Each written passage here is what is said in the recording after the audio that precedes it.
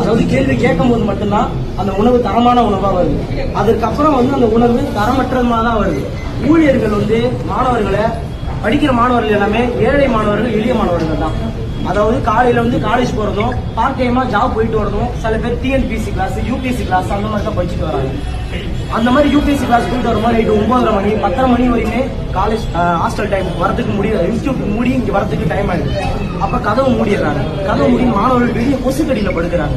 சில வாட்டி படுக்கிற இடம் நம்ம பார்க்ல உட்கார்ந்து இருக்காங்க. நம்ம வாட்ச்மேன் வந்து மாணவர்கள்ட்ட இழிவா பேசுறது, கண்காணிப்பாளரும் சில வாட்டி இழிவா பேசுறது, மாணவர்கள் அது வந்து பெரும்பாலும் மன உளைச்சல் ஆளாகி சில மாணவர்கள் ஹாஸ்டல் விட்டே போறேன் அந்த அளவுக்கு வந்து மாணவர்களுக்கு அழுத்தம் கொடுக்கறது. சில விஷயம் தெரியலன்னா மாணவர்களுக்கு எடுத்து கொடுக்கணும். ஒரு காப்பாளருக்கு அதுதான் வந்து ஒரு அழகு. ஆனா அந்த மாதிரி ஒரு அழகு இருக்குமான்னு சொல்லி கேட்டீங்கன்னா கண்டிப்பா கிடையாது. சாப்பாடு சுத்தமா சரி கிடையாது. வர சாப்பாடு போடுற ஊழியர்களும் சாப்பாடு அவங்க தரமான ஒரு முடி போடுறது, கேப் போடுறது, கிளவுஸ் போடுறது அந்த மாதிரி எதுவுமே போட கிடையாது. மேம் போன வாட்டி வந்திருந்தாங்க, அவங்கள்ட்டையும் நாங்க கோரிக்கை வச்சிருந்தோம். இவ்வளவு மாதிரி எக்கச்சக்கமான இது இருக்கு. ஊழியர்கள் பற்றாக்குறை இருக்குது. மாணவர்களுக்கு கண்காணிப்பதற்கு கேமரா வந்து குறைவா தான் இருக்கு. 64 கேமரா இருக்க வேண்டிய இடத்துல கம்மியாதான கேமரா தான் இருக்கு.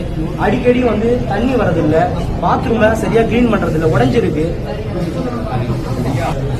ஐயா அந்த சாப்பாடு வந்து மெயின் ஐயா.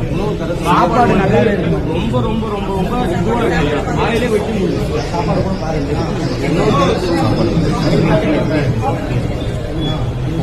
சாப்பாடு மட்டும் கொஞ்சம் பாருங்க.